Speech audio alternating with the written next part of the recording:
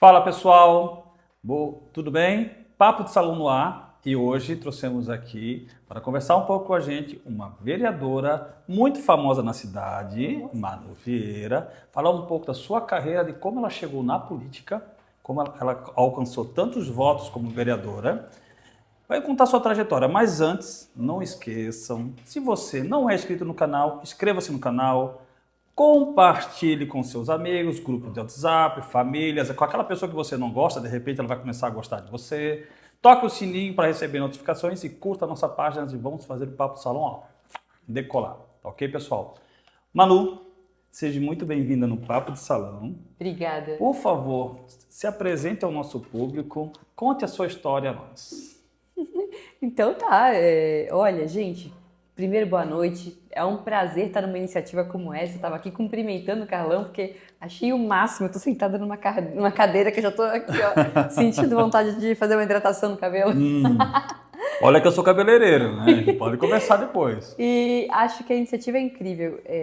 Respeito muito essa iniciativa de empreendedorismo, estamos nesse ambiente e essa é exatamente a razão pela qual eu me envolvi na política. Eu sou daqui, sou manezinha, nascida, eu brinco que sou manezinha de terceira geração, porque hoje ser daqui da ilha é uma raridade, muita gente escolheu a ilha para morar, né? Eu sou desde os meus avós escolhida e escolhi ficar. Por que eu escolhi ficar nessa cidade?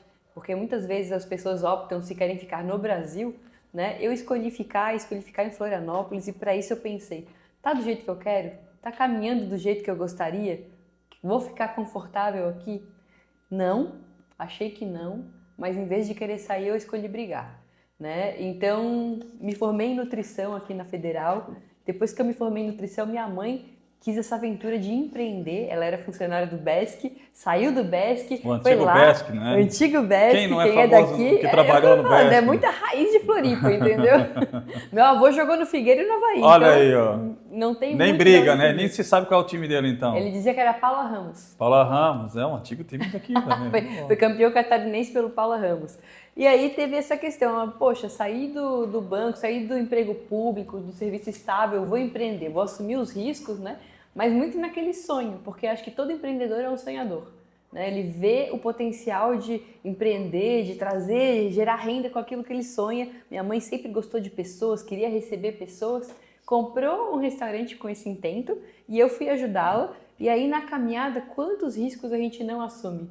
Além do risco do negócio, de não aparecer ninguém talvez nesse dia, porque o cliente tu nunca sabe, né? Tu tem que fazer constantemente o trabalho de vender o teu produto e esperar que o cliente venha e consuma o seu produto, ache que ele é digno desse preço que você está cobrando e aí consuma. Mas, poxa, tem tanto BO no meio disso, desde chegar a mercadoria, desde que o funcionário não atrase, né? Poxa, faltou alguém, é tu que lava o chão, é tu que vai varrer, é tu que lava a louça. E era assim comigo, com a minha mãe, mas ainda tinha mais um porém, tinha o sócio que é o Estado.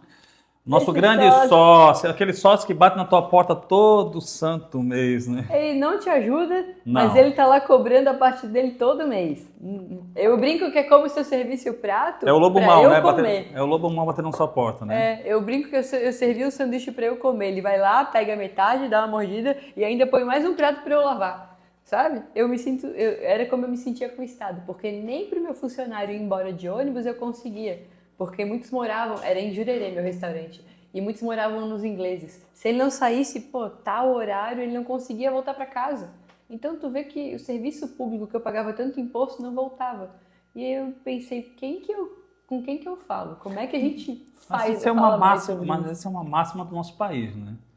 Uma arrecadação tão alta e um retorno tão baixo, né? Inclusive estamos batendo recorde de arrecadação, É. com déficit, o rombo que está maior do que na pandemia.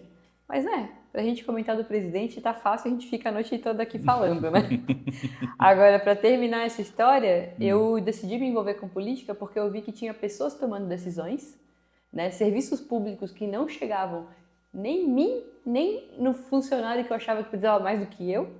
Aí eu pensei, com quem que eu falo? Eu me envergonhei de não conhecer nenhum vereador, de não saber o que estava acontecendo na Câmara da minha cidade, de não conhecer muito desse mundo. E eu fui buscar informação. E nessa busca por informação, acabei assistindo uma palestra, acabei participando de grupos de discussão, li muito sobre o assunto e aí eu me envolvi, eu vi uma palestra que comunicou comigo, eu pensei, puto, quer saber? A plataforma de mudança para isso é a política. Só que a política está tão desgastada que ninguém quer se envolver com política. Prefere até correr às vezes. E eu não, eu quis entender e dizer, a culpa é minha também, porque eu não estou participando. Ali eu decidi que eu ia participar, então desde 2016 eu me filiei a um partido, fui fazer campanha na rua para quem eu acreditava de verdade. Quando eu vi que poderia funcionar e eu fui convidada para ser candidata a vereadora, eu corri primeiro, disse que não, porque eu não achava que eu era digna, capaz, competente, como muita gente acha às vezes. E de repente eu voltei e disse, não faz sentido. Eu estou desde 2016 falando para as pessoas que elas têm que se envolver e quando me convidaram, agora vem pro play então. Eu corri? Não vou correr. Manu, como é que é essa busca por vereador? Como é que eles fazem, o partido faz essa busca pelo vereador, ou você vai até o partido? Porque você tem que ter um conhecimento da comunidade sobre a sua vida, né? Você tem que estar participativo da comunidade, né? Porque a gente gostaria que fosse assim, né? Não é assim. Às vezes não. Eu vejo muitos personagens participando da política, a gente vê muito isso para deputado também, né? Aquela pessoa que é artista, que está na TV, que tem uma influência maior, né? Sim. Tem não sei quantos seguidores, tem não sei quantos likes, já dá para ser vereador, parece. Porque o que o pessoal pensa em como é que a gente conversa com as pessoas, como é que a gente alcança mais pessoas. Porque, na verdade, quando tu pensa no vereador, no parlamentar, qual que é a principal função dele? O que tu acha? Do parlamentar, Aham. buscar o entendimento da população, né? Trazer o que a população quer de verdade para que seja discutido no parlamento, né? Pois é. E como é que ele sabe o que a população quer? Tem que buscar dentro da comunidade, conversando com associações, com os moradores, e saber o que realmente a comunidade quer para que aquilo seja o que aconteça. É Eu o que a gente acredito não muito vê, nisso. é o que a gente não vê, na verdade. Eu acredito muito nisso. Isso traz até uma parte da característica do parlamento, muitas vezes do parlamento municipal, que é a Câmara de Vereadores, Sim. que traz muito aquela representatividade do vereador de bairro. Né? A gente vê muito essa característica, né? Aquele líder comunitário, aquele cara que trabalhou na prefeitura num determinado bairro, geralmente ele tem Como mais intendência, influência né? ali, a intendência, subprefeito. Geralmente esse cara ele acaba virando vereador porque ele cria uma influência. Mas muitas vezes, talvez essa não seja a maior função do vereador, né? Primeiro que o vereador não executa nada. Sim. Né? Não tampa buraco, não capina. A gente contrata pessoas para isso, como um orçamento público com dinheiro que a gente recolhe das pessoas para isso. Então, não é a função do vereador. Agora, é a função, sim, captar as demandas da cidade e ajudar a representá-las ali. E eu brinco, não, né? Eu entendi que o ator político, o parlamentar, a principal função dele hoje é mobilizar pessoas. Porque se tu não cria agenda, se tu não cria prioridade, tudo é urgente, sabe? O saneamento é urgente, um buraco na rua é urgente, drenagem é urgente, acontece uma chuva mais forte, risco de desabamento é urgente. Então, educação é urgente, saúde é urgente, tudo é urgente. Como é que a gente dá prioridade? Da mesma forma que a gente faz em casa muitas vezes. Pô, eu tenho um salário limitado, tudo é urgente, né? Eu adoraria viajar, né? Seria um presente, uma experiência para minha família e para mim. Mas, poxa, eu preciso pagar a escola, preciso colocar gasolina no carro.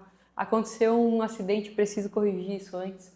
Então, para criar prioridade em orçamento público, nós precisamos criar o senso de urgência e precisamos desenvolver um plano. E é aí que eu vejo a maior função do ator político. Como é que a gente capta as demandas e colhe com a comunidade o que está mais urgente? Político? É. Ele interpreta, então? Não, eu digo, o ator ele tem as funções, né? Quando a gente fala no ator, a gente tem um cenário e tem os atores, né? Onde eles interpretam os seus papéis. Então, o ator político no sentido de atuar politicamente. Mas falo que acho que a função dele é mobilizar as pessoas para dizer, isso aqui é urgente, então vamos envolver, porque isso é o conceito de democracia participativa. Hoje a gente tem esse conceito, mas ele não existe. As pessoas muitas vezes dão o voto e depois ficam lá no sofá sentadas. Não é essa a função do cidadão que participa da cidade. Ele não contratou um cara que vai pensar por ele. ele contratou uma pessoa É que nós não temos que aqui vai também mobilizar. nós não temos aqui também uma tradição, né, dessa junta comunitária, né, das pessoas participarem realmente da comunidade, né. Eu digo isso no geral do Brasil, né. O brasileiro ele gosta de deixar que alguém resolva para ele o problema, né. Vou votar na Manu e a Manu vai resolver para mim. Ponto. Tá Aham. lá. Estás ajudando? Não, a Manu resolve. Deixa que ela resolve. Você Pois é, entendeu? seria bom se fosse, né? Mas depois eu vou cobrar da Manu. Uhum.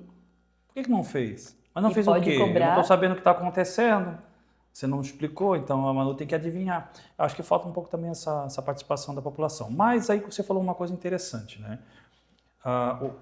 O papel do vereador é trazer para a Câmara, para votações, o que a comunidade quer. Então, como a gente falou no começo, não é mais interessante para o vereador estar mais participativo em toda a comunidade, não uma só comunidade, mas em todas as comunidades, com as associações e com as pessoas que estão interessadas? Eu gosto muito do conceito de vereador de cidade, não vereador de bairro. Como eu tento me comportar. Não uma comunidade, né? No geral, né? Isso. Como é que a gente envolve essas pautas de cidade, né? Porque daí a cidade ela é feita das várias comunidades, das suas várias diferenças. Respeito muito que Florianópolis tem bairro com muita personalidade, né? Campeche é muito diferente de Santo Antônio, que é muito diferente dos ingleses, que é muito diferente do centro. Isso tem que ser respeitado, essas características têm que ser levantadas e enfrentadas, porque cada uma traz a sua dificuldade também, né? Agora, a gente tem pautas de cidade que precisam estar acima disso. Por exemplo, a mobilidade, por exemplo, o saneamento, por exemplo, educação e saúde. E aí que a gente tira um pouquinho o papel do líder comunitário, que às vezes não está lendo os projetos, não está sentando na mesa com atores mais técnicos, né? Eu tenho sim que sentar na mesa com a universidade, com a iniciativa privada, com outras soluções de cidade. Eu tenho que estudar o meu papel para eu poder trazer soluções melhores para cá, né? E isso eu acho que é muito importante falar. O vereador ele não é um ser iluminado, né? Está longe disso. Ele é uma pessoa que está lá para representar, trazer demanda, mas se ele vai legislar sobre, porque a gente também tem essa função, né? Criar projetos de lei, ou no mínimo revisar a lei que está lá, entender por que ela não está funcionando, exigir a aplicação dela, que acontece através da fiscalização, nessas horas nós temos que estar estudando o projeto. Tem que estudar as soluções e tem que dizer por que aqui não funciona, a gente estava falando de transporte marítimo, por que aqui não funciona e em Itajaí dá certo? Né? Quais são as diferenças? Qual é a dificuldade? Por que aqui não é aplicado? Pô, vamos lá entender, vamos trazer o cara para cá para estudar, vamos construir os indicadores aqui. Então, eu sinto falta hoje, né, de um parlamento mais técnico. E isso acontece muito também às vezes porque o bairro tem que ter o seu representante. Mas se ele não sabe falar sobre taxa de lixo, sobre IPTU, sobre concessão de ônibus, né? Se o monopólio é bom ou não. E a gente tem que saber falar sobre isso. Se ele não tem o nível técnico necessário, como é que ele vai fazer uma representatividade, né? Exatamente. E é um grande problema, né? Pessoas com níveis técnicos para estar ocupando cargos públicos, né? Isso. Eu sou contra o vereador só tapar buraco, entende? Porque nem ele que tapa. Mas hoje não está só em vereador, né? Está em deputado, federal, estadual, Exatamente. ministros, pessoas que estão no alto escalão que Que não eu têm um falo nível agora técnico. que a eleição vai ser municipal, mas, Aham. nossa, total. Se a gente for olhar, a gente está num apagão de atividade de produção parlamentar de qualidade. Porque essa sua fala, ela casa bem com o que acho que a grande maioria que briga pela minha qualidade pensa. Sempre que você colocar alguém no poder público, tem que ter um entendimento, um nível técnico. Chega dessa ideia, vamos lá, uma ideia esdrúxula, mas era sempre muito falada, né? De colocar pessoas que não têm nenhum nível escolar para fazer uma representatividade, né? Porque hoje para ser um médico, você tem que estudar muito. Para ser um advogado, você tem que estudar muito. Para ser um representante público, você também tem que estudar muito. Você tem que ter um grau, pelo menos de nível superior, para saber o que você está fazendo, ter o conhecimento, né? E buscar o conhecimento, como você está falando, né? Sim. De transporte, saneamento. Eu acredito muito nisso e eu fiz muitas capacitações durante a campanha e também depois, né? Eu estudo muito assim e participo de uma escola política que eu gosto muito, do Renova BR, participo de comunidades de vereadores para a gente trocar muita ideia, trocar ideias sobre projetos. Gosto muito de estar nos fóruns de discussão, sou chamada pelos fóruns de empresariais, de inovação e também por aqueles de cidade. Sinto falta da gente ter um espaço que a gente possa ouvir mais as associações de comunidade também, para trocar mais ideia e principalmente porque a gente precisa informar melhor as pessoas, dar informação para elas. Muitas vezes a informação não chega no bairro, né? E aí a grande demanda do bairro vira aquele problema muito concentrado. Pô, a gente não tem drenagem, tá sempre alagando. É um baita de um problema, com certeza. Mas tu também tem que discutir as outras questões de cidade, sabe? Não é só aquele problema que vai te fazer escolher um representante que pode não ter todas as qualificações, porque na verdade ele está ali no problema contigo e tu ganha confiança nele e tu acredita que ele pode resolver. Então essa fala da gente procurar um parlamentar mais qualificado, ela é ótima, só que ela tem que ser feita para o eleitor. Exatamente. Né? Você tem que votar em alguém de qualificação. É sempre aquela mesma máxima, né? Vote com confiança em quem possa te representar com confiança, né? Gostaria muito. Mas A gente tem apanhado muito, né?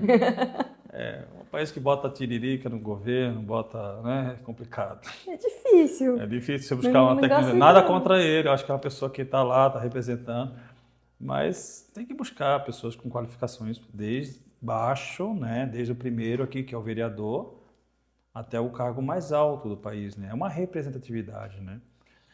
Fica aquela coisa de compadrio, né? Eu gosto de ter alguém que eu tenho o número do telefone para ligar e reclamar, ou pedir uma orientação, ou até pedir algo a mais, não sei. Mas é desconfortável quando essa pessoa só sabe fazer isso.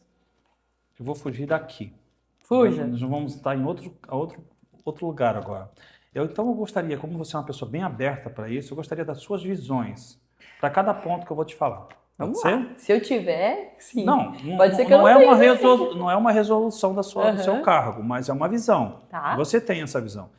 Primeiro ponto, empreendedorismo. Certo. Pequeno, médio e grande empresário na grande Florianópolis.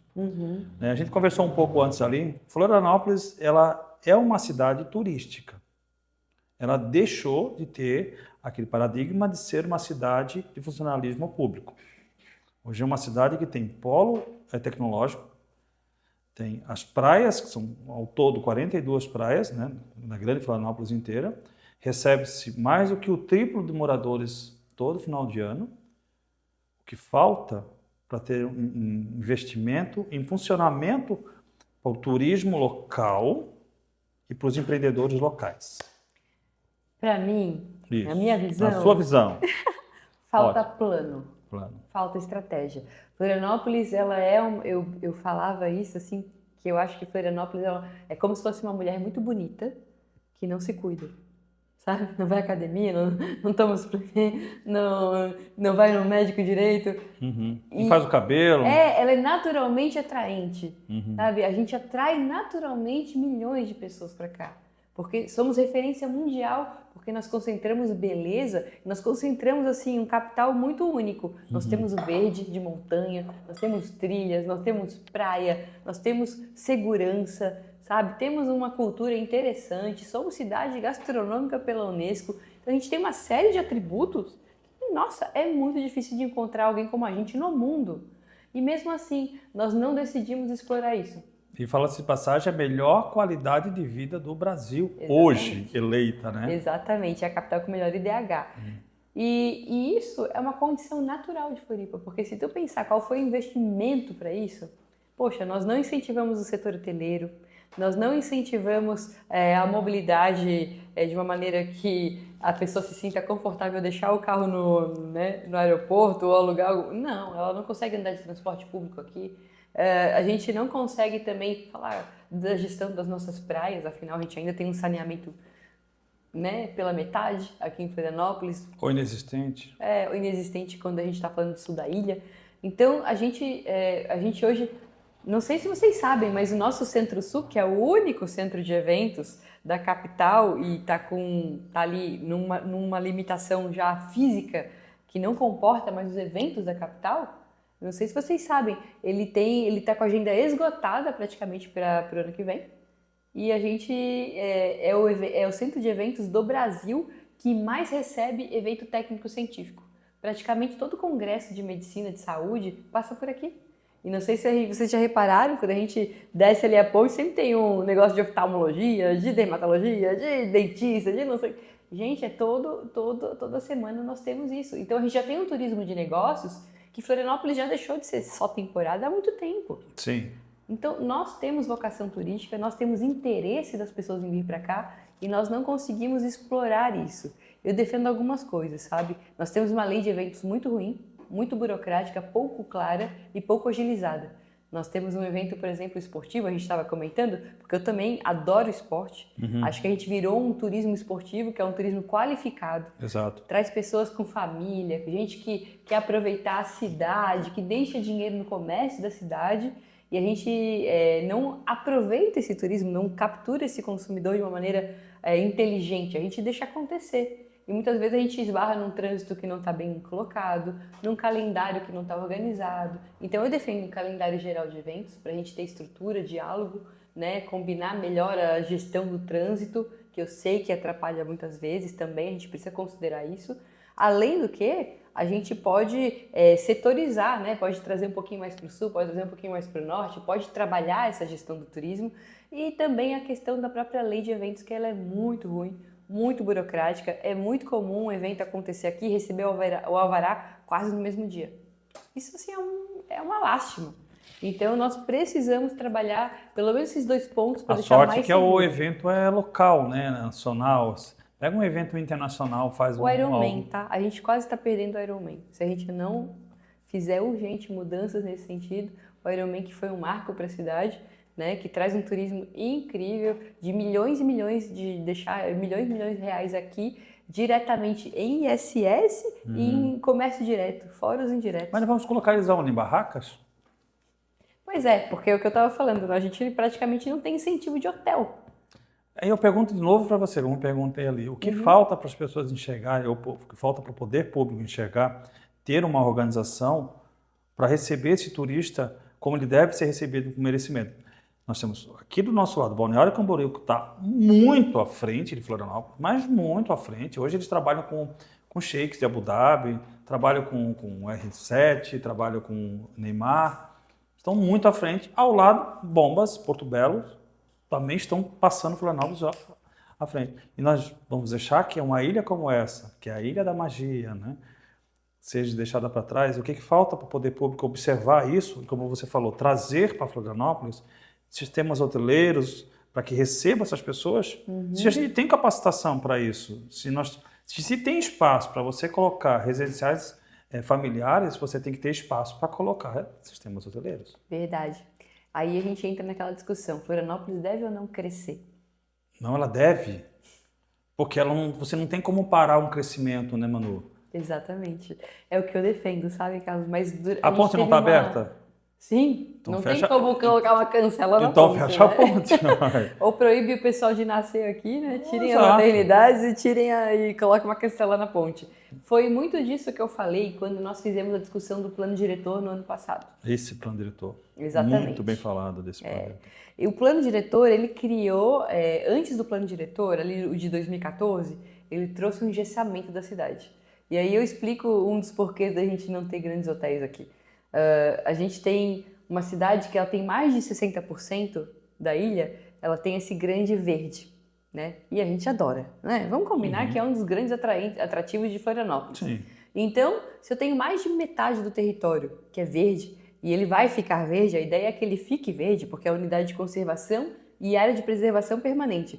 E assim, não sei quanto a vocês, eu defendo que isso seja verde mesmo, conservado, de uma maneira inteligente, né? Sim. Porque se a gente simplesmente pinta no mapa e deixa lá, vocês sabem que vai ser ocupado, né? Sabe que vai ter um despejo de lixo, às vezes vai ter uma ocupação irregular, como já acontece. E muitas vezes a gente não dá conta de melhorar essa situação. Mas, se eu já tenho esse território todo verde e conservado, a outra parte, que é menos de 40%, eu preciso explorar bem. Porque se as pessoas não estão parando de vir, e elas não estão parando. Veja, de 2010, que foi o último censo, para 2022, que foi o censo mais recente, a gente cresceu mais de 100 mil pessoas. Isso aqui é um salão. Eu recebo diariamente aqui pessoas que vêm fora do Brasil, agora principalmente do Rio Grande do Sul, que veio para cá, na grande proporção veio para cá, passeou, gostou e ficou. Exatamente. O crescimento é enorme. Então, se a gente cresceu isso nos últimos 10 anos, nos próximos 10, a gente vai continuar crescendo. Uai, não tem como parar. E isso e assim, apesar do mundo estar diminuindo, né, o censo também mostrou que o Brasil está encolhendo, está nascendo menos gente e tal. Mas aqui é por migração, é porque as pessoas escolhem Florianópolis. E se elas vão continuar escolhendo, eu preciso ter moradia formal e bem explorada, adensada, aonde eu posso construir. Por isso que eu defendi muito no plano diretor que nós pudéssemos aumentar um pouco mais o potencial construtivo. E essa é a principal restrição. Por quê? Porque nessa parte que eu falei que ela é habitável, que é menos de 40%, quase 80% desses 40% tinha o teto máximo de 4 andares. Aí como é que tu construir um hotel? Não tem como. Porque ele não se vende, não se paga se for de 4 andares. É muito difícil. E a possibilidade de usar esses hotéis, fazer uns resorts nessas áreas verdes também? Então, isso hoje ainda não é possível. É uma das coisas que eu luto. A gente ter o uso sustentável do verde. Nós temos projetos como, por exemplo, Reserva de Patrimônio Natural, onde as pessoas podem adquirir essa área verde e explorar 10% dela, 15% dela. Aonde, veja, ele é ainda mais fiscalizado, né? Ele é acompanhado, ele tem que apresentar um plano sobre o uso sustentável daquilo. Ele não pode danificar o meio ambiente de jeito nenhum, mas tem muita gente séria que quer fazer isso. Então, o interesse imobiliário é muito grande por essa parte. Porque como se você casa uma ilha que é uma área de qualidade de vida, você coloca um sistema hoteleiro que tenha qualidade de vida, que mostra a qualidade de vida, essa grande proporção de pessoas que vêm para cá vão querer ficar nesse hotel. Todo mundo ganha. Exato. Sabe? Então, projetos sustentáveis, um parque de diversão. Já pensou? Um parque sustentável que envolva a natureza, que traga até educação ambiental junto com as crianças. Poxa, tem tanta possibilidade. Um restaurante, que seja, sabe? Que aproveita o entorno, tem todo esse ambiente lindo para aproveitar. Muitas vezes isso já acontece, uma Lagoinha do Leste, né? Um espaço super preservado, mas que do nada brota uma barraca vendendo comida. Por quê? Existe demanda. E 2, poxa, essa barraca ela é muito mais danosa do que se eu liberasse um empreendimento formal. Porque eu não sei onde ela está jogando gordura, eu não sei como é que eles vão ao banheiro, sabe? Então o dano ambiental de alguém que ocupa de forma irregular e informal é muito maior. Eu preciso cuidar disso justamente dando a chance de ter um uso sustentável. Mas tem que ter uma estrutura também, né, Manu? Concorda? Tem. Porque essas pessoas que estão ali estão buscando o seu. Né? Estão. Irregularmente, mas estão buscando o seu. Sim. Que num país que já está difícil de você buscar o seu. Exatamente. Estão ali. Então, o poder público tem que dar estrutura para essas pessoas buscarem o seu, né? Então, dá banheiros assim, simplesmente buscar o seu numa área de preservação não pode. Não numa área de preservação, isso eu sou numa área geral, né? Eu sou bem contra. Mas agora, poxa, a gente, por exemplo, a gente tem pessoas que dá temporada e aí desce um monte de ambulante. Tem o regular, tem o irregular, né? Aí tem um trabalho grande. A prefeitura antes deixava muito limitado assim, a questão do ambulante. Olha, se tem demanda, vamos abrir mais vagas, vamos deixar mais competitivo, né? Deixa as pessoas explorarem nesse momento que é possível. Aí eu já entro com você em outra questão. Vai lá. Existe aqui, né, essa demanda de pessoas que querem trabalhar na praia e não conseguem porque vem muita gente de fora. Sim. E essas pessoas que vêm de fora tiram a vaga dos locais. Uhum. Eu escuto isso todo ano, toda temporada, mesma coisa. Essa é uma das demandas, inclusive, o Ministério Público impediu a Prefeitura de criar um critério de restrição nisso. Isso deve ser falado, porque eles dizem que tem a liberdade do direito da iniciativa privada, isso é protegido pela Constituição, mas, ao mesmo tempo, existem outros municípios que conseguem fazer esse tipo de restrição porque entendem que isso melhora o serviço oferecido também. Né? Afinal, se eu tenho uma pessoa que é daqui, conhece a natureza daqui, conhece a cultura daqui, tá deixando a economia girar aqui, é proveitoso para todo mundo que essa pessoa seja daqui, sabe? Principalmente fazer a economia local girar, né? Sim. Porque você não vai evitar até que a pessoa venha aqui, explore e leve o dinheiro para fora. Não deixe girar aqui, né? Tem que ter melhoria nesse processo. Eu gostaria muito de continuar esse diálogo ali com a prefeitura, acho que precisa melhorar. Uma melhora que aconteceu foi no edital de serviços náuticos, por exemplo, que aconteceu nesse final de ano agora. Apesar de ter acontecido muito em cima da temporada, foi meio atropelado, mas os serviços do tipo Banana Boat, essas coisas, eles fizeram um lance de outorga. Então eles ofertaram por 2 anos no ponto um valor, e um valor maior, tal. Então isso ficou mais interessante, agregou serviço, melhorou a competitividade, deu transparência. Eu gostei desse modelo, acho que é um modelo que foi experimentado, acho que está dando frutos e espero que a gente possa evoluir esse diálogo, sabe? Tomara, né? Tomara, porque a comunidade local agradece muito. E pode ter certeza, quem está nos ouvindo, e se for o pessoal daqui, eles vão agradecer muito, porque é todo ano essa questão, né, de querer buscar o seu ali na praia, né, que é o ambulantes aqui na praia, e vem muita gente de fora e acaba tirando esse pedido deles aqui. Ah, a prefeitura não liberou, aí vem o pessoal lá de fora para pegar aqui. E tem gente que ganha. E gera um grande atrito, tá? Sim, local. eu sei. Gera um grande atrito local. Porque E tem quem muita está aqui gente não daqui permite. que está aqui, poxa, de repente atropelado por um pessoal que chegou, que já vem às vezes num espírito meio territorialista, meio agressivo, né, que quer se impor. Então não é fácil e tem que ter regra, tem que ter regra. Caiu um lenço. Normal. Tomara que isso acabe. Agora, saindo dessa parte, né, vamos para outra área. A área do turismo, a gente entendeu.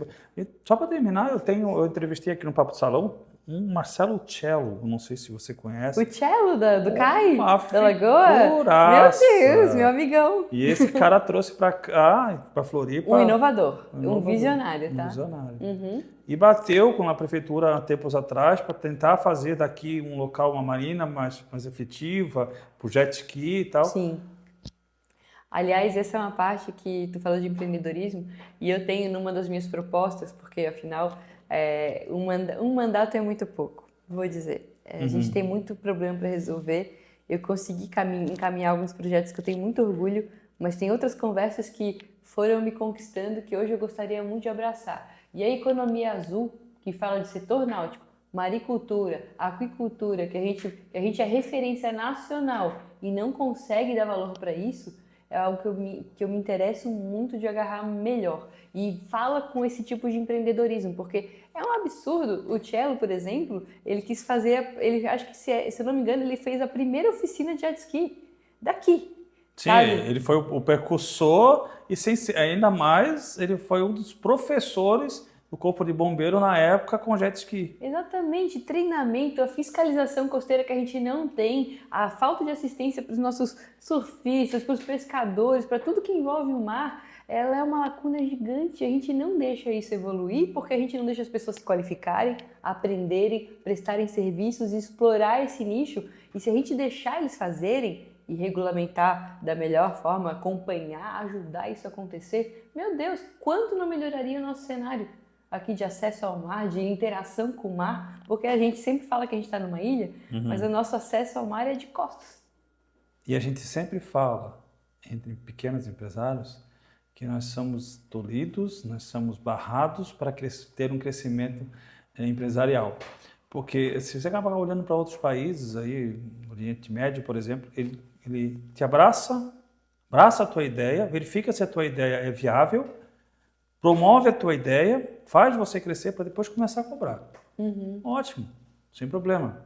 Traz benefício, traz benefício. Aqui é o contrário, você apresenta a ideia, não estou falando só Florianópolis, tá? Falando no geral. Você apresenta a ideia, eu tenho que ver. Você é culpado até que prove o contrário. Até que prove o contrário. E você fica ali tempo para ter uma liberação. Gente, a pessoa quer gerar renda. Libera essa pessoa para gerar renda. Apoia essa pessoa para gerar renda. Com certeza. Né?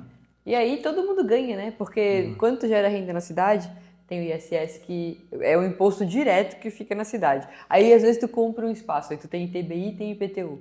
E aí tu tem a taxa de lixo, aí tu paga mais uma taxa.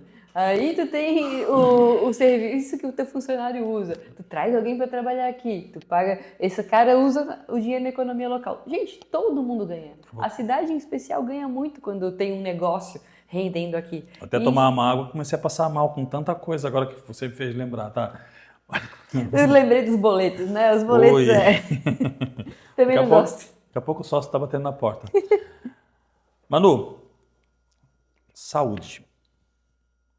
Pauta. Isso Pauta é uma difícil. pauta difícil, né? Aham. Foi muito batida nessa pauta. Foi criado agora o multi-hospital, né? Um empreendimento diferenciado, né?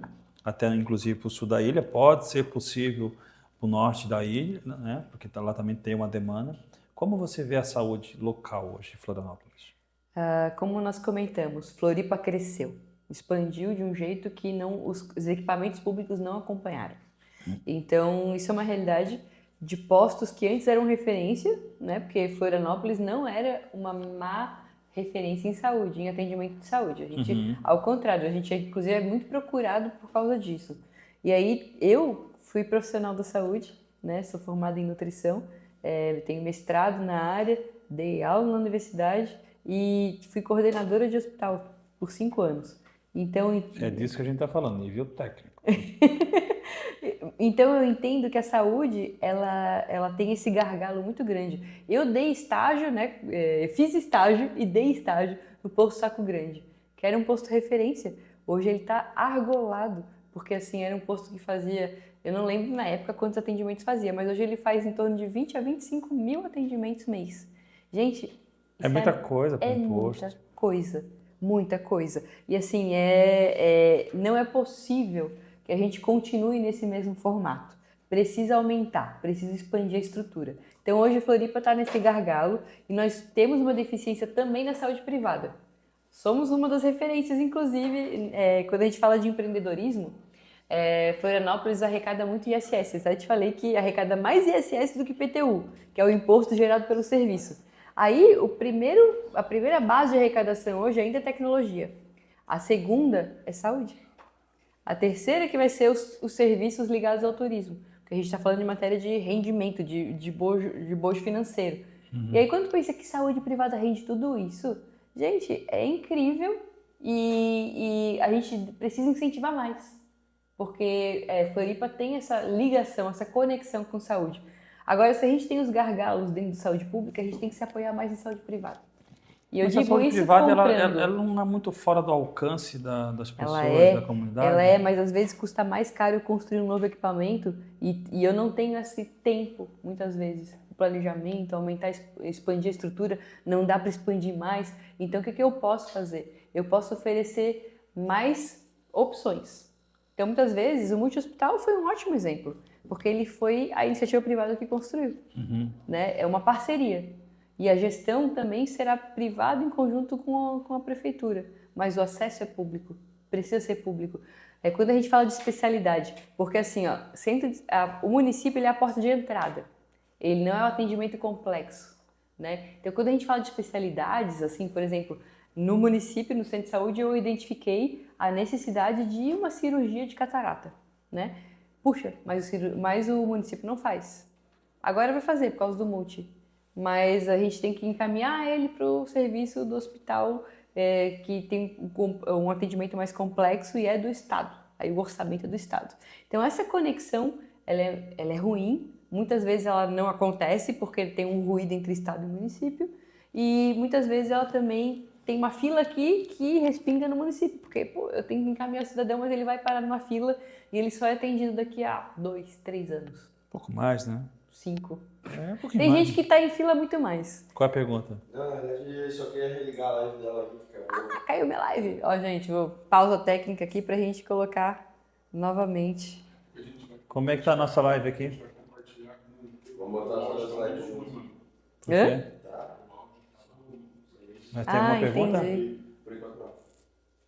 Tá, e aí, o que vocês querem que eu faça? Continua assim? Não? Fica à vontade. Pode continuar, Manu.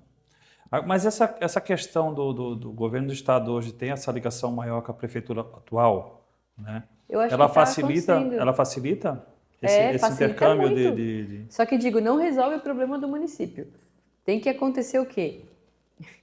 Tem que acontecer mais opções.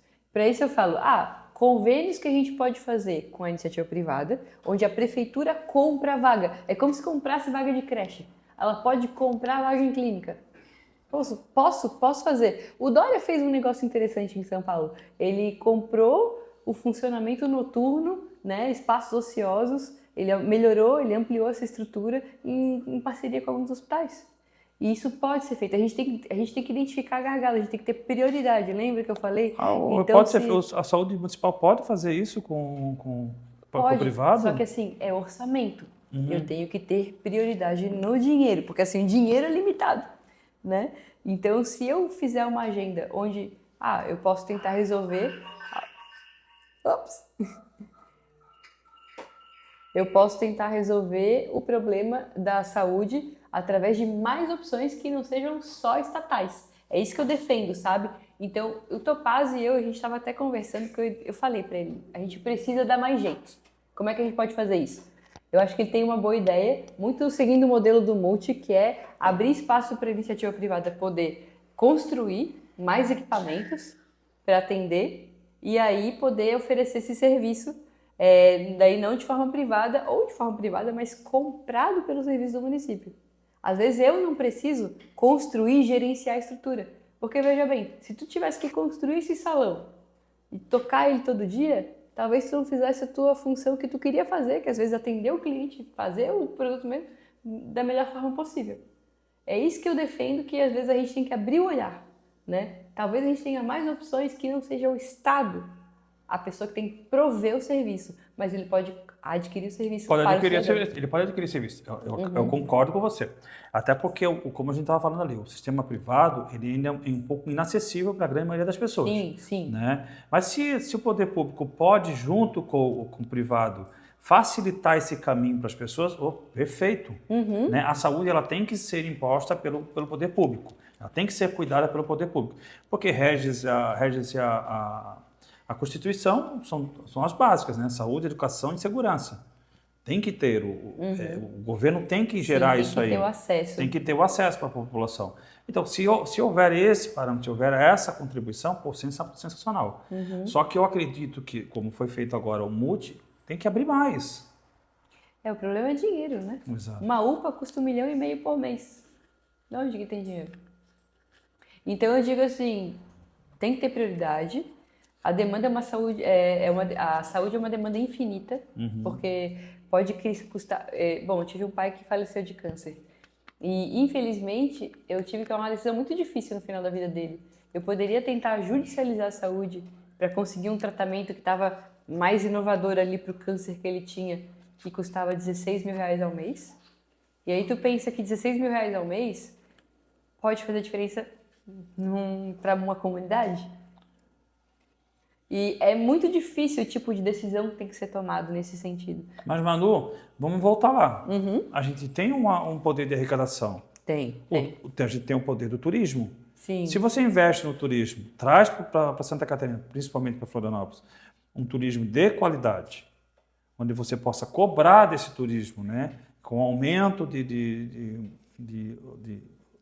da hotelaria, com aumento das vindas de eventos, você consegue cobrar deles muito mais arrecadações. E para isso pode ser revertido para a saúde, para a educação, para o saneamento, para o transporte.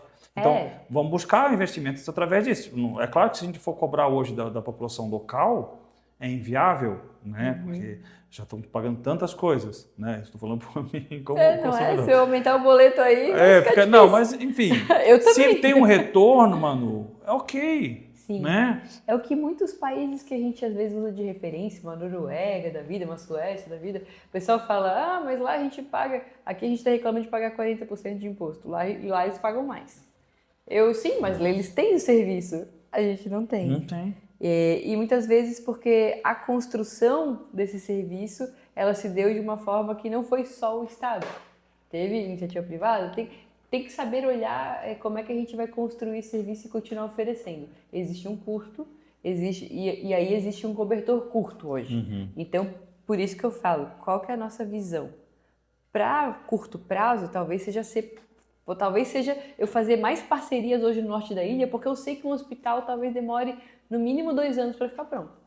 Então, preciso fazer mais parceria para tentar ajudar a população a resolver o problema dela agora, porque tem gente com problema agora e saúde é urgente. Saúde, se tu teve um acidente, é agora que tem que resolver. Sabe? Se teve um problema ortopédico, putz, não dá para esperar um ano. Então, saúde é urgente e saúde a gente tem que procurar soluções de curto, médio e longo prazo. Tem que ter esse planejamento. E não é só da logística, né? Também nas pessoas que trabalham na saúde, né? Elas precisam também ser um pouco mais valorizadas nessa questão. É um problema bem sério, né? Olha, é um fio aqui, ó. Se a gente começar a desfiar, tem muita coisa para falar, viu? Tem muita da saúde, tem muita coisa para falar, infelizmente. Saindo da saúde, continuando uma perninha da saúde, o saneamento. É saúde também. Eu encaro muito nesse sentido e, para mim, eu fui talvez a vereadora nessa gestão, nesse mandato, né, que mais chamou a Casan para a Câmara. Eu promovi todas as audiências que foi promovido com a Casan, fui eu que chamei, fiz pedido de fiscalização, fiz pedido de autuação, porque eu sou daqui, né? Eu quero ir em um verão que eu não fique com medo de pegar virose na praia. A minha mãe pegou virose na última temporada. Olha, é inadmissível a gente continuar passando por essa vergonha. E aí tem duas coisas, né? Tem desde a omissão de autuar, de cobrar, de fiscalizar quem deveria estar fiscalizando. E aí a gente tem uma agência reguladora que cuida da Casan, né, que deveria estar sim mais em cima, autuando mais, cobrando os prazos dela, porque aquela obra dos ingleses, a ETE dos ingleses, atrasou 4 anos e ainda não vai entregar o que prometeram que ia entregar. Né? Por quê, Manu? Por quê? Olha, tem alguns porquês. O que eu venho percebendo como vereadora? Antes eu achava que, poxa, talvez a política seja tão entremeada que seja muito difícil eu saber até onde é culpa de um, até onde é culpa de outro. Hoje eu percebo que também as relações políticas eles vivem tentando acertar o ritmo e as conversas não acontecem de fato. Vamos estabelecer uma agenda aqui nós dois juntos? Essa conversa ela não está acontecendo. E talvez agora a gente esteja no melhor momento para acontecer um pouco melhor, porque governo e prefeitura estão conversando mais. E, bom, o governo é o maior sócio da Casan hoje e Florianópolis é um grande cliente da Casan. É mais de 30% do faturamento da Casan é Florianópolis. E, ou seja, nós somos um cliente muito respeitável, merecemos esse respeito. Então, eu acredito numa cobrança maior, eu acredito também em mais fiscalização. Acho que a nossa fiscalização, Floripa, de modo geral, ela é muito pouca, muito escassa. E se tirasse somente da Casan essa questão do saneamento? E Hoje, entrasse com a parte privada? Hoje, o que acontece? O marco do saneamento... Pode deixar eu terminar, pode falar. O marco do saneamento, ele foi muito importante. No governo anterior, a gente conseguiu essa aprovação e foi revolucionário para mim, tá? Porque ele diz assim, ó, até 2033, nós temos que ter universalização de água e esgoto. Isso significa que mais de 90% da população tem que ter. Isso é muito importante porque é uma meta... Até 2033. Nosso contrato com a bem Casan menos, diz né? antes, 9 tá? anos aí. Nosso contrato com a Casan diz que é até 2032, porque está lá assinado. A gente tem que ter no mínimo 90% de coleta e tratamento de esgoto. Você acha possível? Não. Exato. Com a Casan, hoje eu tenho minhas dúvidas. Por quê? Porque eu acho isso. Porque eu acho que ela não tem capacidade financeira para fazer os investimentos necessários. Ela precisa correr atrás de crédito. Se ela conseguir isso, talvez aconteça. Mas ela tem que buscar e resolver o que estava lá atrás ainda, né? É que ela tem que correr atrás do prejuízo ainda. Exatamente. Tem coisas Por isso que pra eu trás. tenho minhas dúvidas. E se ela não conseguir crédito suficiente para isso, ela também não vai conseguir o investimento necessário para conseguir atingir essa marca. Então, nós temos que, através de fiscalização, de cobrança e de criar esse caminho de, olha, você não está conseguindo aqui, quando é que você me entrega isso? Tem que ficar firme em cima, porque daí você cria um caminho de dizer, talvez você não seja competente o suficiente para continuar aqui em Florianópolis. Mas nesse marco do saneamento, houve abertura para que fosse igualitário, tanto estatal quanto privada. Sim. Será que não é uma boa opção? Então, antes quiseram tentar demolir o marco do saneamento achando que não viria investimento privado. Um erro grotesco. Desde que tem o marco de saneamento, já entraram mais de 40 bilhões dentro do mercado de saneamento aqui no Brasil. Então, tem interesse, tem vontade de fazer acontecer. Não somos reféns de nenhuma estatal. É bem importante a gente falar sobre isso, porque existe mercado privado fazendo de forma competente. Agora, hoje nós temos um relacionamento e um contrato com a Casan. Esse contrato, para ele ser rompido, ele tem que ter provas de que ele não está sendo cumprido. Apesar de às vezes a gente achar que a prova é visual, ele tem que ser acompanhado, fiscalizado, autuado, notificado, e aí isso aqui está deficiente, sabe?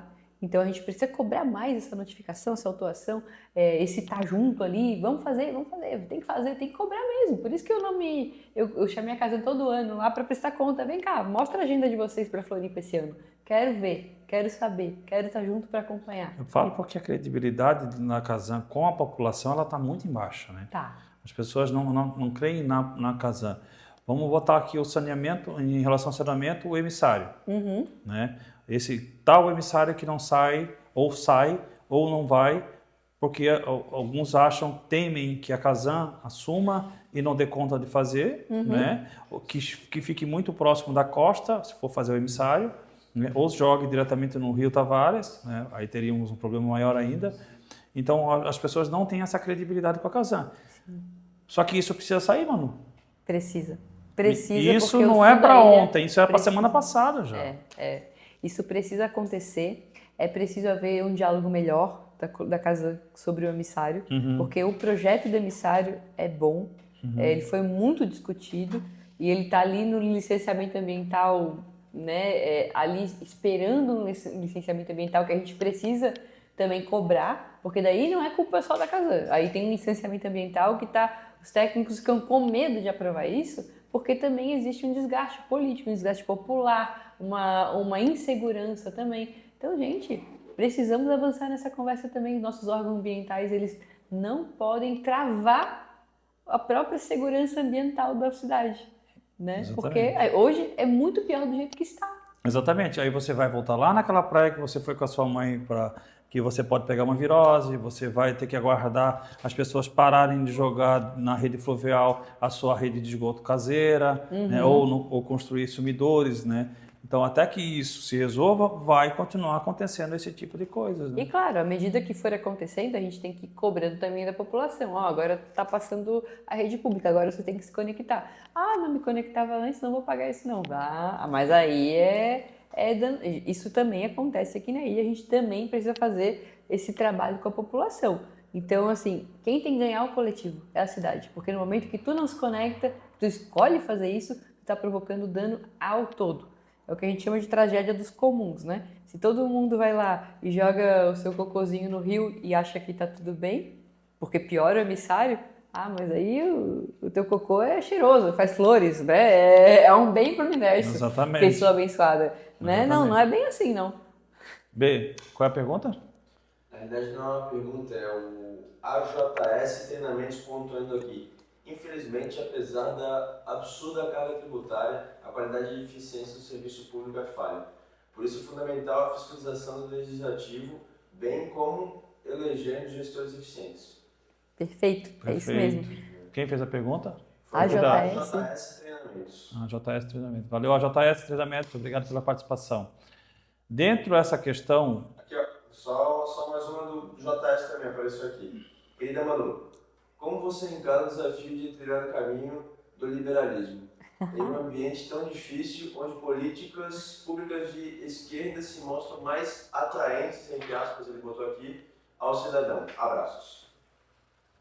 É uma bela pergunta. Vamos entrar nessa polêmica? Então vamos lá. Eu entro sem medo nenhum. Eu sou uma liberal por natureza. O que quer dizer isso, né? Quer dizer que eu acredito em livre mercado, em oferta, em concorrência, acredito em mais opções de serviço, porque acredito que tudo não precisa vir do Estado. Isso significa enfiar menos a mão no teu bolso e deixar você escolher mais. Menos Estado. Eu acredito nisso, porque eu acho que o Estado não precisa fazer tudo, mas a gente precisa cobrar o que é feito, né? E aí não se pode abrir mão disso. Então, como liberal, acredito na concorrência. É muito difícil, porque a gente tem uma cultura no Brasil de vilanizar o empresário. Já sentiu isso? Parece que o empresário sempre pode pagar mais, sempre merece pagar um pouquinho mais, porque quem sofre mesmo é o trabalhador. É o cara que trabalha para o empresário. Esse é explorado, é sempre a vítima. Aí, calma, quem assumiu o risco, sem saber se ia dar certo, foi o empresário. Então, será que ele não merece também o incentivo para que ele possa estar acolhendo, sim, mais oportunidades de trabalho para os outros? Porque, veja, é ele que está gerando emprego. Não é o governo não faz isso. O governo cobra dele. Exatamente. Quem gera emprego, quem muda, quem gera riqueza é o empresário.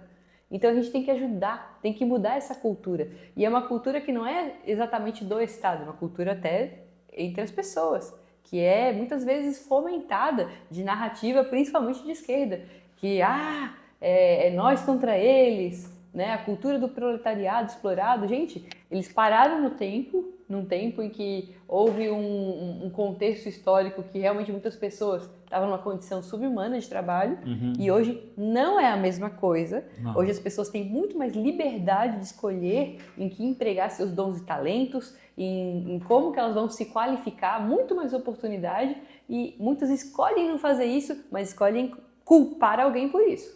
Mas isso não é uma barganha política? Claro que é. Isso não é É só uma uma delícia bandeira ter pra uma mim massa poder- de manobra para controlar. Para você poder ter esse espaço, dizer que acontece uma coisa que, como você falou, já não acontece há muito tempo. Sim. As ideias opostas, elas são sempre bem-vindas quando são construtivas, né? Você pode ser esquerda, você pode ser direita, você pode ser centro, meio, lado, não importa. Mas que seja construtivo, que se alinhe a outra, pô, isso é muito bem-vindo, né? Ah, com certeza. É por isso que a democracia, ela vem com vários partidos, né? Porque os partidos representam partes. Eles nunca vão representar o todo. Você não pode exigir isso de um representante só. Até porque, que bom, né? Porque essa pessoa não é iluminada. Ela Não. com certeza é cheia de defeitos. Eu com certeza sou muito cheia de defeitos e sou muito ignorante em muitas partes. Eu sei o que eu gosto e o que eu tenho mais interesse em representar lá. Porque eu vim do empresariado e eu sei que isso dói muito no cidadão e eu gostaria que todo mundo ganhasse mais com isso, sabe? Porque se você vai bem no seu salão, você tem funcionários, você tem consumidor feliz, você arrecada impostos para a cidade com os quais eu posso fazer serviço público funcionar, educação, saúde, mobilidade, sabe? Então tudo gira. Porque eu quero que você funcione bem. E aí a minha pauta lá é diminuir burocracia. Ao invés de você cobrar, você teria que apoiar. Exato. Esse seria o essencial. Parar de cobrar estou falando agora como pequeno empresário, cobrar do pequeno, do médio, grande. Claro que você tem que cobrar regularidade. Eu acho isso essencial para que não haja informalidade dentro dos negócios, até porque é uma competitividade irregular, é desleal, né? Você está aqui pagando seus impostos, o amigo ali abrir do lado e não pagar os seus impostos. Tem que ter a fiscalização, eu concordo, gênero e número É grau. que tem que ser mais fácil. Agora você tem que não vai facilitar, ser menos rígido com o empresário, não ver ele como uma má pessoa. E não dá para tratar o pequeno como é o grande, não dá para usar a mesma régua, né? A gente tem que fazer essa diferenciação sim para o pequeno empresário, isso é muito importante, que a gente tenha flexibilidade na lei para o pequeno crescer, que seja importante para ele crescer, porque quando ele cresce todo mundo ganha mais com isso, mais imposto, mais emprego, né? Mais renda, e aí quando a gente tem esse florescimento, poxa, a cidade gira. E agora, o que é realmente injusto? Eu deixar tão difícil a ponto de que tem uma pessoa que vai cortar cabelo na sala dele, na sala da casa dele. Não vai pagar o imposto, não vai gerar, vai prestar o serviço lá. Ah, ele está se virando, ele é empreendedor. Não. A gente não deu condição para ele ser empreendedor. Me desculpa, Ele aí eu não vou tá com competindo você. com esse lugar. Ele não é empreendedor, ele está tentando buscar ganhar o seu dinheiro, que é louvável, Sim. mas ele prejudica aquele que paga o imposto. Hoje isso acontece direto no ramo da alimentação. Como eu vim desse ramo, poxa, não é justo tu deixar tão difícil de abrir uma hamburgueria a ponto do cara fazer o hambúrguer dentro de casa, pegar e mandar pelo iFood, sabe? Aí quem que perde com isso? O consumidor não sabe se tem o código de vigilância ali, se esse cara está treinando com manipulação de alimentos, se ele sabe manipular corretamente, não sabe se está seguro, não sabe. Pô, a cidade está perdendo porque não tem um empreendimento regular, gerando renda, né, gerando mais empregos. Então, pô, não é justo eles competirem em nível de igualdade. Não, não é justo. Agora vamos para outra pauta que também é... Acho que tá, vamos lá. Acho que tá, essa manezinha, querida. Educação. Essa, nós vamos falar, como você quis falar da linha da esquerda, nós vamos falar também da linha da esquerda. O que a esquerda observa para a educação e o que a direita observa para a educação, que são contrários. Eu acho que se a gente fosse perguntar para todo mundo, a educação precisa melhorar no Brasil? Absurdamente. Esquerda e direita tem que dizer sim. É preciso dizer sim, porque reconhecidamente o Brasil está em um dos piores lugares do PISA, que são os índices que são medidos entre os países aqui da OCDE, e quando a gente fala de DEB, que é o índice de qualidade, que é uma prova que a gente faz entre a rede municipal, a gente também não está bem, sabe? E a gente não está bem no nível de distorção de idade séria, no sentido de que eu tenho crianças hoje de 10, 11, 12 anos que não sabem ler. Isso é uma vergonha. Então, e isso reflete diretamente na produtividade do Brasil, no PIB brasileiro.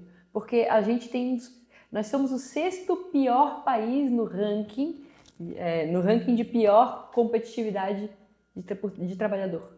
Nosso trabalhador é desqualificado, pouco treinado e pouco produtivo. Essa é uma realidade do Brasil. Eu não estou julgando, eu estou dizendo o que a gente passa hoje. Além da gente ter um parque industrial muito desatualizado, porque é caro, porque muitas vezes o maquinário mais tecnológico vem de fora e para a gente importar, a gente sabe que esse governo acabou de colocar uma taxa de 60% em cima de qualquer importação acima de $50 até $3.000.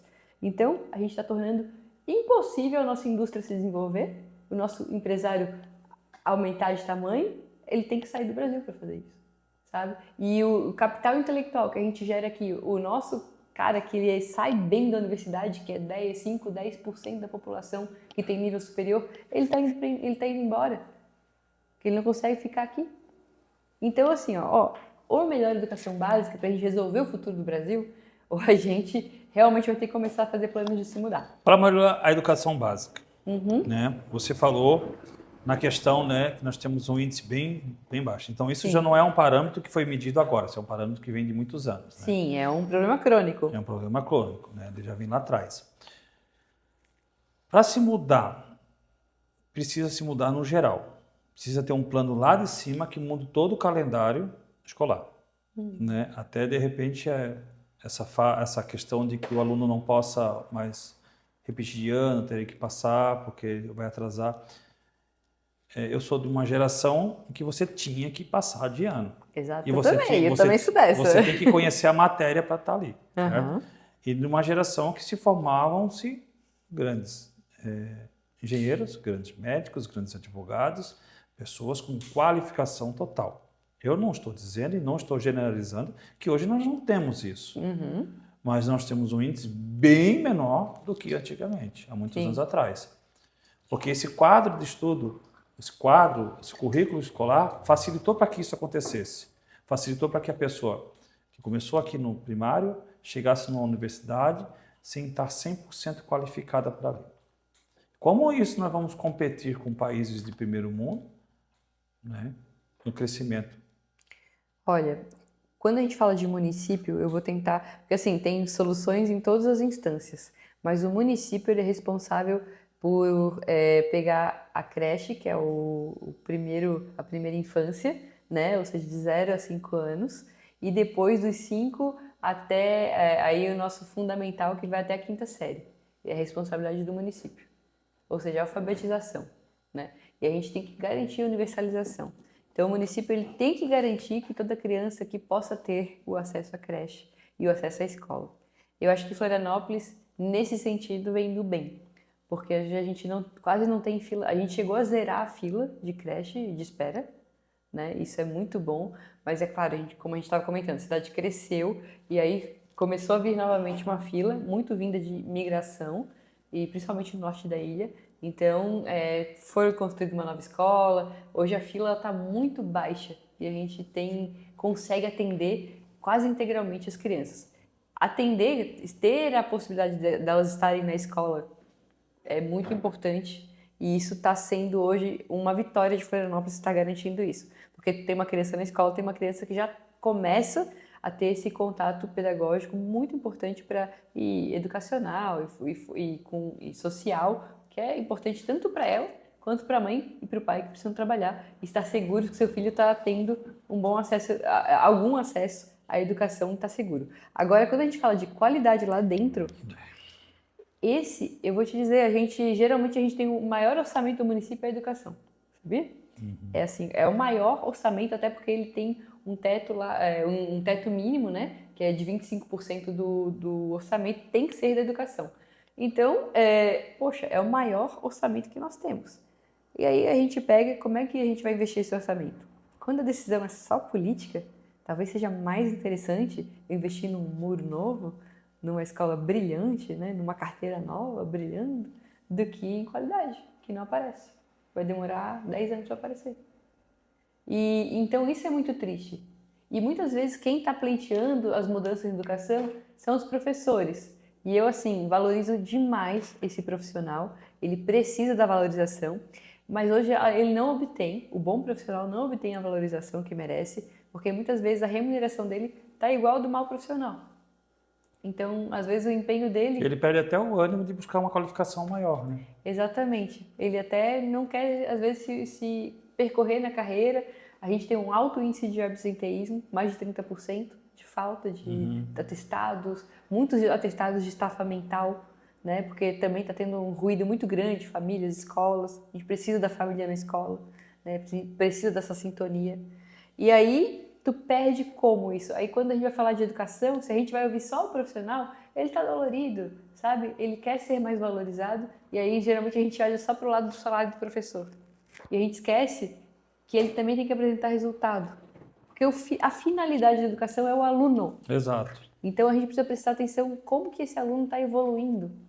E eu defendo algumas coisas, sabe? Um dos projetos que eu defendo é a gente ter a educação poderia e deveria, é a melhor ferramenta que ela fosse integral. Educação integral é uma ferramenta que pode ser mais oferecida em Florianópolis. Nós somos uma das capitais que tem menor índice de oferta de educação integral.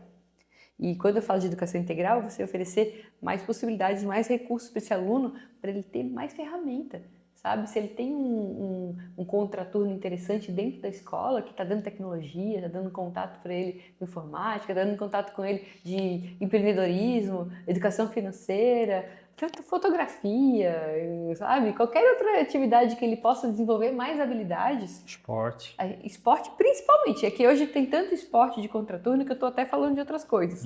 Mas que a gente possa desenvolver mais isso dentro da escola, ou se não, a gente contrata, faz as parcerias com os contraturnos, que Florianópolis faz bastante isso. Mas aí ela faz a mesma parceria com um lugar que às vezes faz a criança de depósito, fica lá jogada num canto, né? Com um lugar que oferece vários recursos, esporte, alimentação, e a gente não tem muito critério para isso, sabe? Então eu defendo que a gente tenha mais critérios para a gente fazer contraturnos melhores e a gente possa apostar mais nessa criança. Eu tenho muita Até vontade. afastá-las do caminho ruim, né? Com certeza. Quando tu tá com a criança, consegue tirar ela assim, pô, ela vai ficar em casa jogada e muitas vezes, se a gente está falando de uma comunidade mais vulnerável, isso é um perigo real, né? Dela ser cooptada por outras atividades. Então, poxa, se eu dou a oportunidade de ela estar num projeto que pode desenvolver ela, desenvolver as habilidades dela, desenvolver a visão de futuro dela, até onde que ela pode chegar. Né? A gente estava aqui falando de um amigo em comum, do Rangel, que um cara que, poxa, daqui já viajou o mundo por causa da luta, se tornou uma grande referência. Imagina se ele fala isso para um menino que está ali, que ele está ensinando, e diz, olha, aonde que tu pode chegar? Através desse caminho. Muda a visão dessa criança, porque provavelmente o pai e a mãe dela nunca saiu do bairro, sabe? Quando tu mostra para ela que ela pode chegar muito mais longe, tu dá esse meio, tu dá essa visão. É o exemplo do bem, né, Manu? Com não, certeza. Não ter o exemplo do mal. Então, tu tem que envolver, tu pode sempre desenvolver mais habilidade nessas crianças. E eu acho que a gente precisa se preocupar com isso como município. Vamos chegar nessa parte do esporte. Qual é a pergunta? Foi o AJS Treinamento de novo. Manu, sobre educação, qual a sua opinião sobre a educação financeira e também empreendedora nas escolas? Um abraço, prof. Antônio da CDL. Eu acabei de falar sobre isso, eu sou fã e acho que a gente poderia ter mais projetos dentro das escolas, especialmente no contraturno, porque eu entendo que quando a gente está falando da ementa, da base curricular, tem que concentrar em fazer o arroz com feijão bem feito. Hoje a gente não tem criança fazendo bem em matemática, a gente também está muito mal em compreensão de texto de português, então assim, não rouba o espaço do português, não rouba o espaço da matemática, esse espaço é das matérias básicas que ainda precisamos muito. Agora, se a gente tiver espaço para explorar algo além, o contraturno ele pode servir como ferramenta, como espaço para isso. Então eu vejo muito nesse sentido. Mas não pode haver uma cobrança como há nos países mais desenvolvidos na questão do esporte com a educação? Para que você, por exemplo, vamos botar um exemplo dos Estados Unidos, que é o mais comum, né? Para que você ganhe uma bolsa numa universidade, você vire aí... Até hoje eu teve um cliente que eu fiz uma entrevista com ele um pouco tempo atrás, o Nardini, que ele é jogador de futebol americano, e a gente estava questionando essa situação. Como não há ligas no Brasil ou no município de ligas universitárias, né? Que em outros países é bem fomentado isso, e aqui não. Sabe uma das coisas que a gente perde muito? É porque não existe a parceria da iniciativa privada com a universidade. Porque não existe incentivo. Porque não existe visibilidade para a iniciativa privada esse momento. Não, porque a iniciativa privada é bloqueada de fazer parceria com a universidade pública. Ah, é? É. Oh, que legal. Porque existe uma resistência muito grande que a universidade pública coloca para ter um envolvimento com a iniciativa privada. E se a gente pensasse que a iniciativa privada poderia comprar bolsas dentro da universidade, em troca... Não, mas em troca a gente patrocina atletas. E aí tem a minha marca ali na hora do atleta. Pode ser? Não, não pode. De jeito nenhum. A tua marca não entra na universidade. A gente tem uma resistência tão grande com esse tipo de parceria que a gente bloqueia oportunidades para as pessoas. E a gente poderia fomentar pesquisa. Mas isso é dentro da legislação da universidade ou é uma imposição deles? Olha, eu acho que tem as duas coisas. Porque eu já fui da universidade, né? Fiz mestrado, enfim, já dei aula lá. Uma coisa que me incomodava, por exemplo... o mercado, né, não entra praticamente dentro da universidade. A gente não pode coligar, muitas vezes, a pesquisa com o mercado. Porque daí a gente vai estar trabalhando para uma marca. Mas, poxa, acontece muito lá fora. E por isso eles têm uma produção de pesquisa muito grande. Muito maior. A gente poderia... E a gente tem a lei da inovação, se eu não me engano, de 2015, essa lei é federal. Ela permite que a gente possa fazer pesquisas para o mercado, dentro de laboratórios da universidade, utilizar a ferramenta, fazer essa parceria funcionar. A gente pode fazer isso, mas muitas universidades têm resistência em fazer isso, até porque assim, poxa, qual é o incentivo? O que eu ganho com isso? Se eu estou aqui no meu mundinho, onde eu sou o chefe, eu faço o que eu quero, a linha de pesquisa é que eu digo, né? Trabalho só com os meus amigos, todo mundo concorda entre si, tá tudo bem. Não é uma visão para o bem coletivo, né?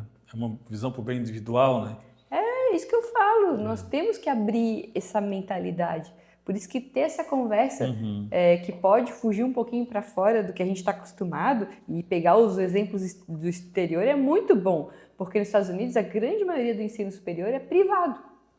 E aí, para eles terem bolsas, eles precisam ser interessantes para o mercado. O mercado precisa estar junto, senão não tem ensino, pesquisa e extensão. Não depende somente do nível técnico, né? Você ter uma escola técnica para buscar esse incentivo, o mercado junto com o nível técnico. Deveria trazer também para o nível público.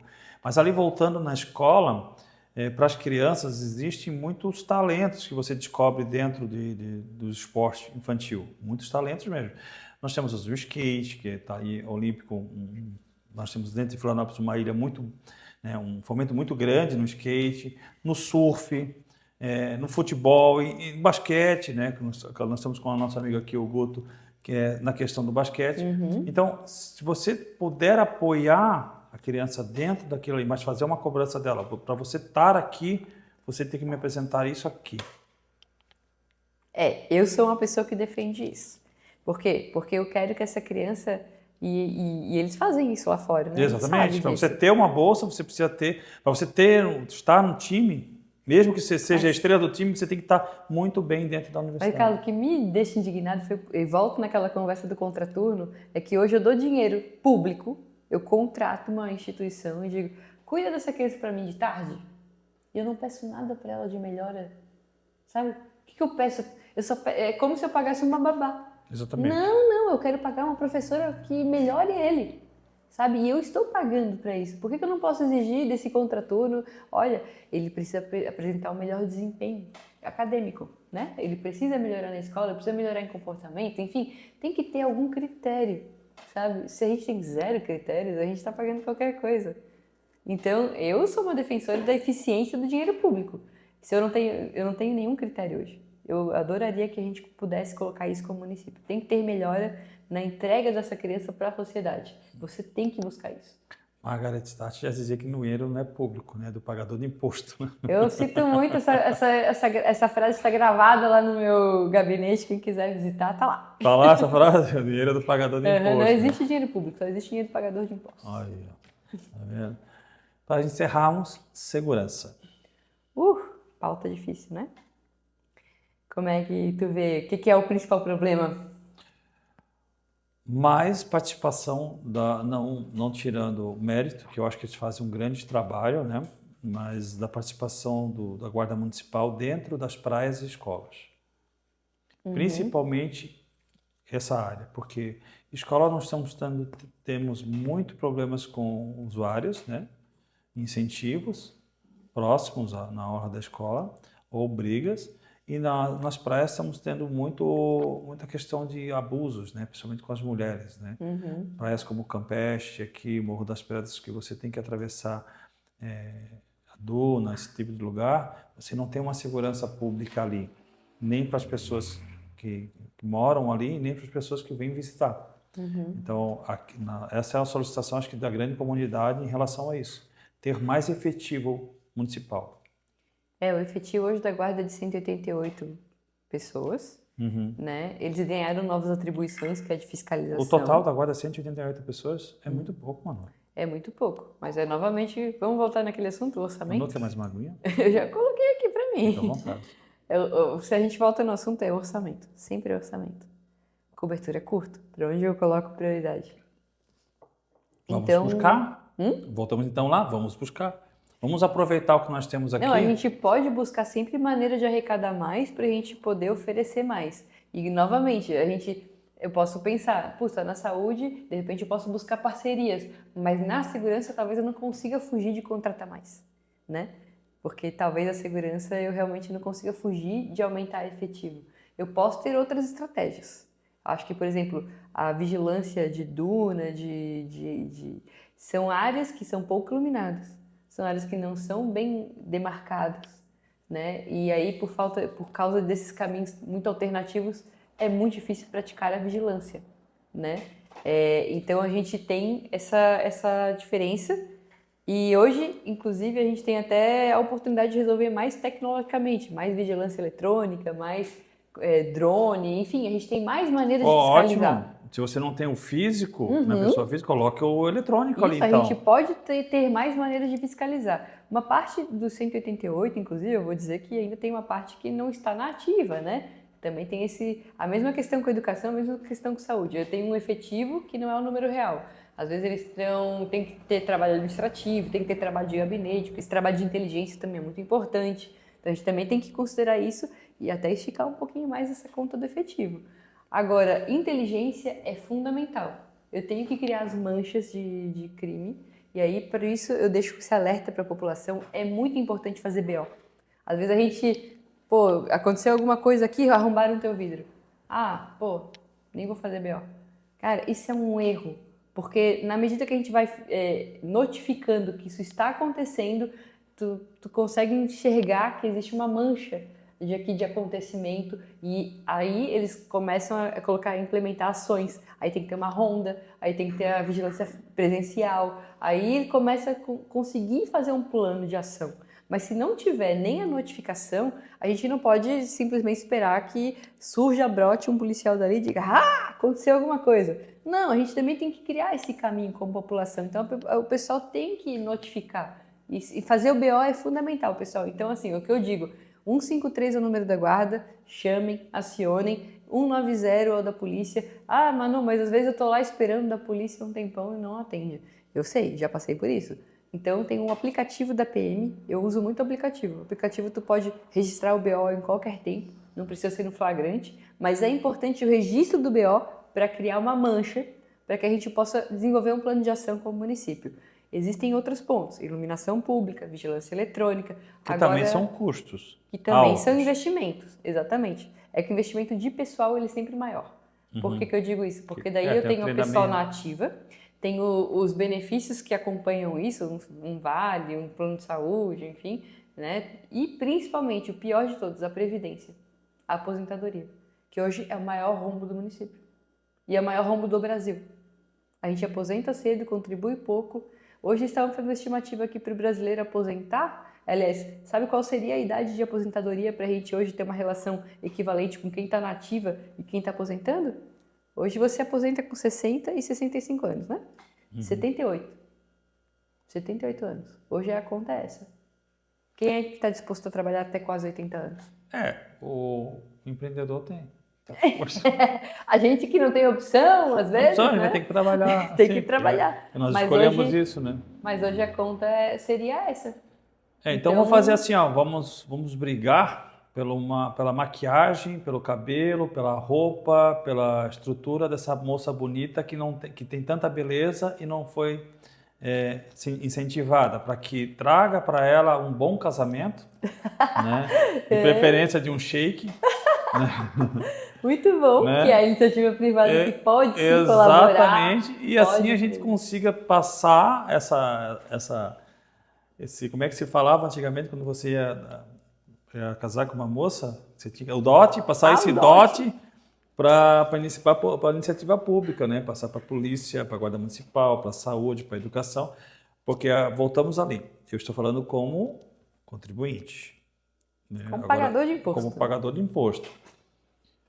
Se a gente não tem como mais espremer a laranja aqui, temos que trazer outras situações, outras fontes, para que possam gerar situações de qualidade para os moradores.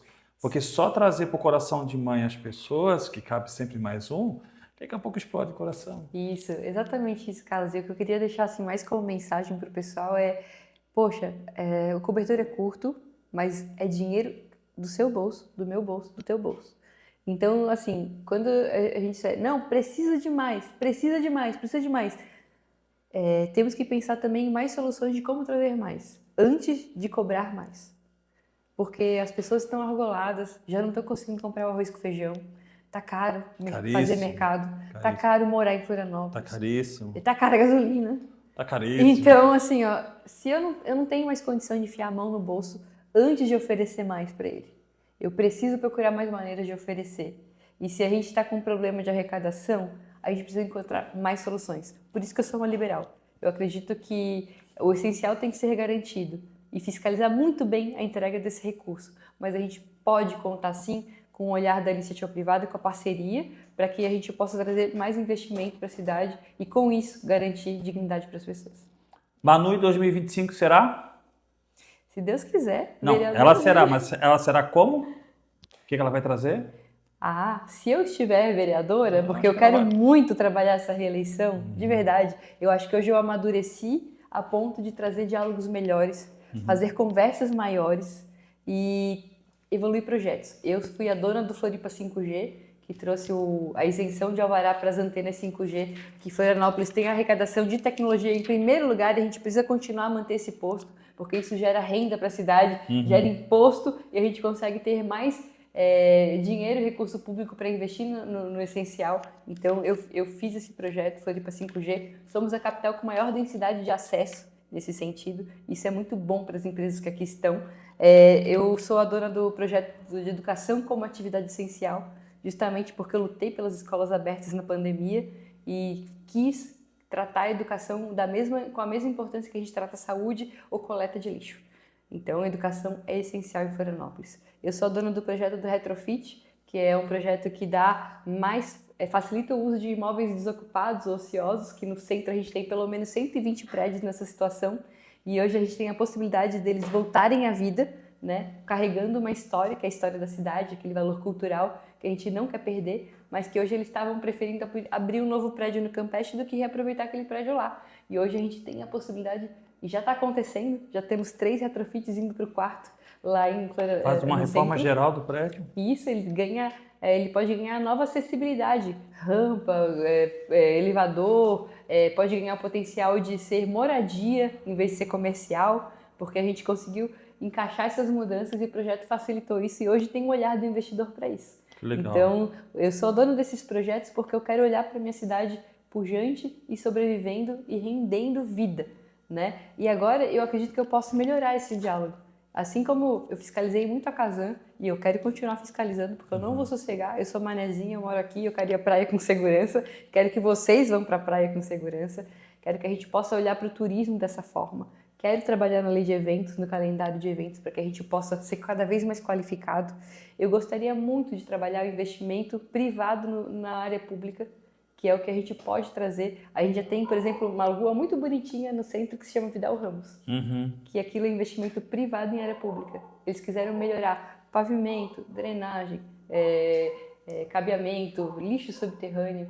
Se tem um investidor que quer fazer isso, ele precisa poder fazer isso de forma segura e a gente precisa aproveitar isso como cidade. Não barrar, né? Exatamente. Não barrar isso aí. Deixa a cidade crescer, né? Deixa o menino Fora- brincar. Deixa o menino brincar, exatamente. E fora a economia azul, que eu acho que é um potencial incrível. A gente não pode ficar mais de costas para o mar. E eu quero trabalhar os nossos acessos, nossos serviços, prestação de serviço, tanto náutico quanto a nossa maricultura, que é muito pouco valorizada. A expectativa de dobrar essa numeralidade aqui de votos, que foi de 3.522 Meu Deus. em 2021, né? Quem me dera, se as pessoas puderem apostar em mim de novo, se eu puder honrar com a confiança delas novamente, eu prometo que eu não vou decepcionar. Que bom. Contatos da Manu? Gente, me sigam no Manu Vieira SC, é meu Instagram. Geralmente sou eu mesma que respondo, então se mandar mensagem sou eu que vou estar lá. Às vezes eu não dou conta de responder na hora, mas em algum momento eu vou estar ali respondendo, porque eu gosto muito de ouvir as pessoas. Então eu aproveito muito essa facilidade da tecnologia para elas me trazerem reclamações e demandas, e atendo várias, né? Algumas não são da minha competência, então eu acabo ajudando na conversa, ou no X, ou no Facebook, ou... estou aí, Manu Vieira SC em todas as mídias, é só procurar. Ou meu site, manuvieira.com, que tem as propostas. Quem quer saber mais de plano diretor, tem tudo lá, é muito bacana. Então, fiquem à vontade para explorar dessas maneiras. É isso aí. Pessoal, a gente teve hoje essa presença dessa pessoa lindíssima, dessa pessoa encantadora, com esse sorriso grandão, nos mostrando essa carreira maravilhosa e o que realmente a cidade precisa. Vote com confiança, vote com inteligência, procure, eu venho dizendo isso durante todos os programas, procurem escolher representantes com qualificação, pessoas que possam realmente representar a sua comunidade, a sua cidade, tá ok? O Papo de Salão agradece e muito, Manu, muito obrigado mesmo, Manu, por estar aqui hoje nos brindando com tanta qualidade na política. E precisamos, com certeza, não só local, mas a nível estadual e nacional, de políticos e pessoas com qualificações, com pensamentos que buscam a melhora do país, da cidade e do estado. O Papo Salão fica aqui. Não esqueçam, inscrevam-se no canal, curtam, compartilhem agora essa entrevista maravilhosa aqui da Manu com seus amigos, seus parentes, o vizinho que tu não gosta, vai que de repente ele gosta de você, entendeu? Toque o sininho para receber notificações. O Papo Salão fica aqui. Um beijo no coração de vocês e até a próxima, pessoal. Tchau, tchau.